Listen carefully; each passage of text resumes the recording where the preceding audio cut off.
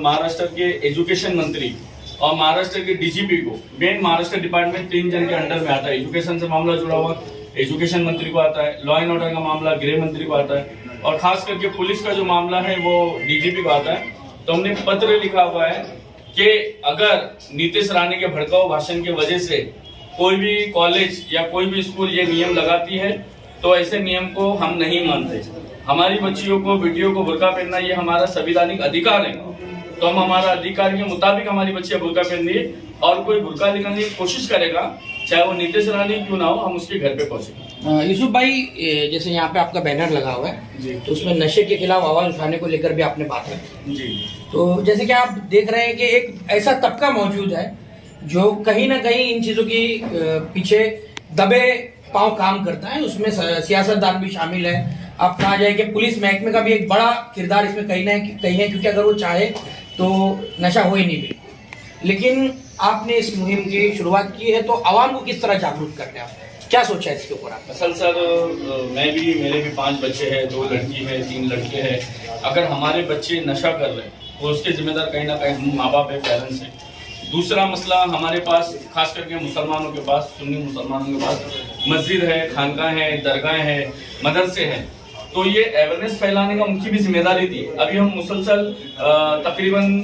तीसरा जुम्मा हुआ, हमने मस्जिद वालों का ऐलाननामा दिया कि आप अपनी जो बच्चियों को स्कूल और ट्यूशन भेज रहे हो या क्लास भेज रहे हो तो अपनी बच्चियों को साथ में लाओ, लेके जाओ। तो ये हमें लड़कियों के लिए हमने मस्जिदों में ऐलान देना शुरू किया। दूसरा, लड़कों के लिए, जो लड़के नशा कर रहे हैं, तो देखिए सर, मैं खुले अल्फाज में बोलना चाहता हूँ कि नशा मुसलमान बेच रहा है, नशा सबसे ज्यादा तबका मुसलमानों का कर रहा है, और नशा करने के बाद आप कोई भी जेल में जाके देखो, सबसे ज्यादा नशे की बुनियाद पे क्रिमिनल आपको मिलेंगे तो मुसलमान मिलेंगे। तो ये हमारी भी जिम्मेदारी, इसमें हमारी जिम्मेदारी, मसलन हमारे पीर साहब है, उनकी जिम्मेदारी है, हमारे पॉलिटिकल पार्टी के नेता है मुसलमान, जो इलेक्शन के टाइम पे हमारे मुमरा शहर में आते या गवंडी में आते या भिवंडी में आते, तो ये उनकी भी जिम्मेदारी है। फिर हमारी मस्जिद है, खानकाह है, दरगाह, ये उनकी भी जिम्मेदारी है कि वो मुसलसल, असल होता है जुम्मा में हमारे को आधा घंटा मिलता है, आधा घंटे में 10 मिनट हमारे उलमा इतिहास पे बयान करें, 10 मिनट मौजूदा हालात पे बयान करें, और 10 मिनट मौजूदा हालात से किस तरह निपटे, किस तरह काम करें, उस पर बयान करें, तो हम इंशाल्लाह जरूर ये काम कामयाब हो सकते हैं।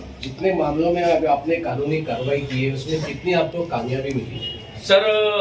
सबसे पहला जो है रामगिरी महाराज जो हुजूर की शान में गुस्ताखी किया था, जब हम मुंबई हाई कोर्ट गए तो मुंबई हाई कोर्ट जाने की वजह से जो है उसके तमाम प्रवचनों पे पाबंदी लग गई कि कहीं भी वो अपने प्रवचन में इस्लाम से जुड़ा हुआ या पैगंबर मोहम्मद सल्लल्लाहु अलैहि वसल्लम से जुड़ा हुआ या हमारे मजहब से जुड़ा हुआ कहीं भी वो टॉपिक पे बात नहीं करेगा, तो ये हमको कामयाबी मिली। दूसरा जो है, राज ठाकरे ने जो विवादित बात करा था, और विवादित बात करने की वजह से जो खिजर अलैहिस्सलाम का झंडे मुबारक शहीद हुआ था, तो उसकी वजह से कई मस्जिदें दरगाह निशानी में आ गई। मगर राज ठाकरे के खिलाफ हम विक्रोली क्रिमिनल कोर्ट गए, तो उसके बाद उसका विवादित भाषण बंद हुआ। और नशे के बारे में हम देखेंगे, हमने एक मिनट, नशे के ऊपर हमने हाईकोर्ट को लेटर लिखा था कि भाई जो लोग नशा बेचते, चाहे वो कोई भी धर्म के मानने वाले हो, मुस्लिम हो या गैर मुस्लिम हो, तो हाई कोर्ट ने बाकायदा ऑर्डर दिया हमारे पत्र के ऊपर, ये हाई कोर्ट का ऑर्डर कॉपी है, हमने पत्र लिखा था हाई कोर्ट को 15 अप्रैल 2024 को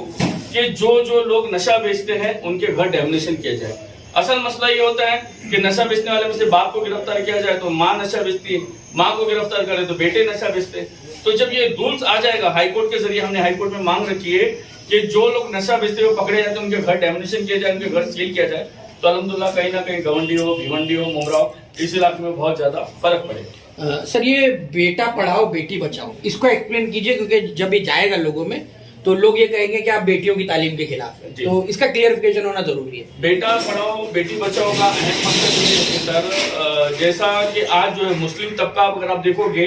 तो असल मुस्लिम तबके में लड़के पढ़ते नहीं, 7वीं 8वीं पढ़ने के बाद वो कहीं गाड़ी का पंक्चर बनाने में, कहीं मैकेनिक में, कहीं ड्राइवरिंग में, इसमें उसमें लग जाते हैं। और उसके जैसे क्या होता है, जो आज की मॉडल क्लास की जो लड़कियां हैं वो खुद चाहती है कि अगर मैं 12वीं पढ़ी हूँ तो मेरे को 15वीं पढ़ा हुआ लड़का चाहिए। तो इसीलिए अगर हमारी बच्चियों की जिंदगी कब बेहतर होगी, जब हमारे बच्चे बेहतर होंगे। आज अगर हम हमारे बेटों को पढ़ाएंगे, हमारे बेटे जब बड़े बनेंगे, डॉक्टर बनेंगे, मिनिस्टर बनेंगे, कमिश्नर बनेंगे, तो ये हमारी बच्चियां गैर महरमों के पास नहीं जाएगी। असल ये हुआ, आप कहीं भी जाके देखो, आप किसी स्कूल का डाटा निकाल के देखो, कॉलेज का निकाल के देखो, आपको ज्यादा तादाद में लड़कियां पढ़ती हुई दिख रही है, मगर लड़के फेल दिख रहे हैं, चाहे वो किसी भी धर्म के हो, किसी भी कास्ट के हो। तो इसीलिए हमने क्या बोला है कि बेटा पढ़ाओ बेटी बचाओ। अगर बेटा पढ़ेगा, बेटा कामयाब होगा तो खुद ब खुद अपनी बहन की हिफाजत करेगा, अपनी बीवी की हिफाजत करेगा, अपने माँ बाप को ख्याल करेगा। अगर बेटा पढ़े